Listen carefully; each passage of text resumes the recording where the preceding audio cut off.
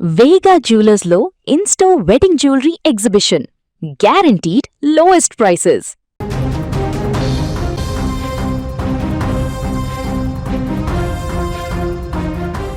వెండి తెరపై వందల కోట్ల పారితోషికం అందుకుంటూ బాక్సాఫీస్ వద్ద కలెక్షన్ల సునామీ సృష్టించిన తలపతి విజయ్ ఇప్పుడు ప్రజాసేవలో తనదైన ముద్ర వేసేందుకు సిద్ధమయ్యాడు. తమిళ సినీ సామ్రాజ్యంలో సూపర్ స్టార్గా వెలిగిన విజయ్ నిన్న ముఖ్యమంత్రిగా ప్రమాణ స్వీకారం చేసి తమిళనాడు రాజకీయ చరిత్రలో సరికొత్త అధ్యాయాన్ని లిఖించాడు. భారీ సినిమా సెట్ల నుంచి అసెంబ్లీ హాలుకు చేరిన విజయ్ ప్రయాణం ఇప్పుడు చర్చనీయాంశంగా మారింది. సాధారణంగా సినిమాల్లో టాప్ హీరోగా ఉన్నప్పుడు విజయ్ ఆదాయం లెక్కలే వేరు. కానీ ప్రజాప్రతినిధిగా మారిన తర్వాత లెక్కలు పూర్తిగా మారిపోతాయి. తమిళనాడు ముఖ్యమంత్రిగా విజయ్కు నెలకు 2,05,000 రూపాయల ప్రాథమిక వేతనం అందుతుంది.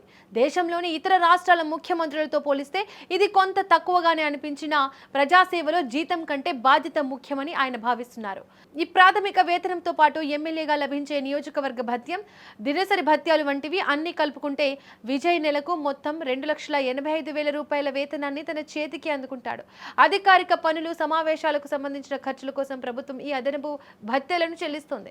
జీతం పక్కన పెడితే రాష్ట్ర ముఖ్యమంత్రి హోదాలో విజయ్కు అత్యున్నత స్థాయి అధికారిక సౌకర్యాలు లభిస్తాయి. చెన్నైలోని అత్యంత విలాసవంతమైన ప్రాంతంలో ప్రభుత్వం ఆయనకు ఒక భారీ అధికారిక నివాసాన్ని కేటాయించింది. ఇందులో ఆయన వ్యక్తిగత నివాసంతో పాటు కార్యాలయ పనులు చూసుకోవడానికి క్యాంప్ ఆఫీసు సిబ్బందికి కావాల్సిన వసతులు ఉంటాయి. ప్రయాణాల విషయానికి వస్తే ముఖ్యమంత్రి భద్రతా రీత్యా అత్యంత సురక్షితమైన బుల్లెట్ ప్రూఫ్ SUV వాహనాన్ని, దానికి తోడుగా ఒక భారీ కాన్వాయ్ను ప్రభుత్వం సమకూర్చింది.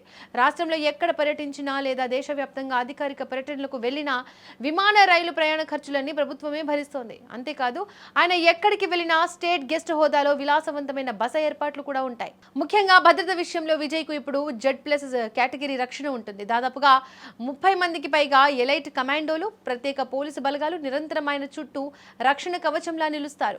ప్రజల్లోకి వెళ్లేటప్పుడు ఎటువంటి అవాంఛనీయ సంఘటనలు జరగకుండా ఆ ప్రభుత్వం పక్కా ప్లాన్తో ఈ భద్రతను ఏర్పాటు చేసింది. ఒకవేళ భవిష్యత్తులో ఆయన పదవి విరమణ చేసినా మాజీ ముఖ్యమంత్రిగా గౌరవప్రదమైన పెన్షన్, వైద్య సదుపాయాలు, ఉచిత ప్రయాణ సౌకర్యాలు జీవితాంతం ఉంటాయి. వెండి తెరపై విజేతగా నిలిచిన విజయ్ ఇప్పుడు పాలకుడిగా సామాన్యుల జీవితాల్లో ఎలాంటి మార్పులు తెస్తాడో వేచి చూడాల్సిందే.